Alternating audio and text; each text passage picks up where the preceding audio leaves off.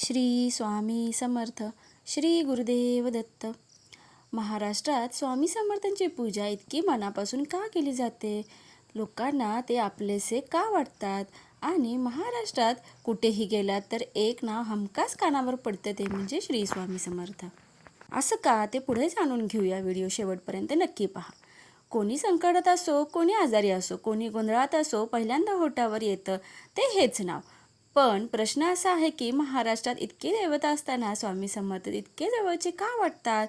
याचं उत्तर साधं नाही, ते अनुभवात आहे, श्रद्धेत आहे आणि माणसांच्या मनाशी जोडलेलं आहे. स्वामी समर्थ फक्त देव नाही तर आपलेपणाचा आधार. श्री स्वामी समर्थ हे साक्षात दत्तगुरूंचा अवतार मानले जातात.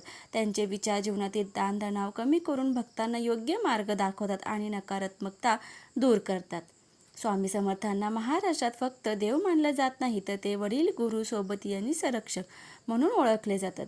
कारण त्यांनी कधीही लोकांना भीतीत ठेवले नाही. त्यांनी कधीही माझी पूजा केलीच पाहिजे असं सांगितलं नाही. त्यांचा स्वभाव होता थेट, साधा आणि स्पष्ट. माणूस जसा आहे तसा स्वीकारणारे, चुकांवर प्रेमाने बोट ठेवणारे आणि योग्य मार्ग दाखवणारे असे स्वामी होते. महाराष्ट्राच्या मातीशी जोडलेले आपले स्वामी. स्वामी समर्थ महाराष्ट्राच्या संस्कृतीशी अगदी खोलवर जोडलेले आहेत. ते जंगलात राहिले, गावागावात फिरले, सामान्य लोकात मिसळले. राजा असो वा गरीब शेतकरी, स्वामींसाठी सगळे सारखेच होते.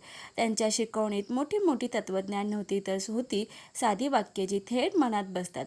भिवू नको, मी तुझ्या पाठीशी आहे. आजही हे वाक्य हजारो लोकांच्या आयुष्याला आधार देतं. स्वामी समर्थ आणि महाराष्ट्राचं दुःख. महाराष्ट्राने अनेक संघर्ष पाहिले आहे. दुष्काळ, कष्ट, गरिबी, मानसिक तणाव, अन्याय. अशा वेळी लोकांना मोठ्या चमत्कारांची नव्हे, तर मनाला धीर देणाऱ्या शब्दांची गरज असते. स्वामी समर्थांनी लोकांच्या वेदना समजून घेतला. ते संकटात उभे राहिले, शांतपणे न बोलता देखील मदत केली. म्हणूनच आजही लोक म्हणतात, स्वामी बोलत नाहीत पण काम करतात. स्वामी समर्थांची पूजा भीतीपोटी नाही तर प्रेमापोटी करायची.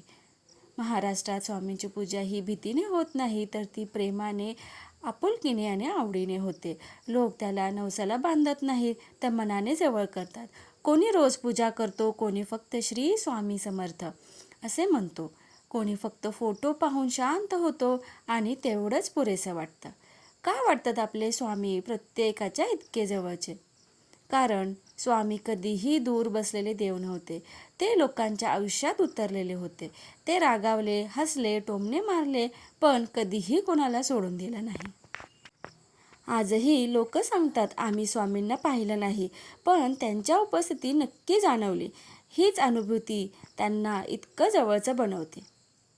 शेवटी काय, तर महाराष्ट्रात स्वामी समर्थांची पूजा फक्त परंपरेमुळे नाही, तर विश्वासामुळे केली जाते. ते नाव उच्चारताना मन शांत होतं, डोळ्यात आशा येते आणि मन म्हणतं, काहीही झालं तरी माझे स्वामी आहेत. स्वामी मला सगळ्या त्रासातून, सगळ्या संकटातून तारून नेतील.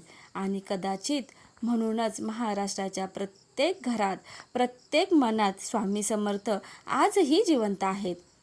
स्वामी समर्थांचे विचारांचे सार काय आहे ते आपण पाहूया. 1. निस्वार्थ भक्ती. केवळ मनाने अंतरंग शुद्ध बनते आणि मनाला शांतता मिळते. कर्मयोग. स्वतःचे काम निष्ठेने करा, फळ स्वामी देतील. आत्मविश्वास. स्वतःवर आणि स्वामींवर विश्वास ठेवा, संकटावर मात कराल. नम्रता. अहंकार माणसाचा विनाश करतो, त्यामुळे नेहमी नम्र राहा. श्री स्वामी समर्थ. कॉमेंटमध्ये श्री स्वामी समर्थ लिहायला विसरू नका. व्हिडिओला लाईक, शेअर, सबस्क्राईब नक्की करा. धन्यवाद.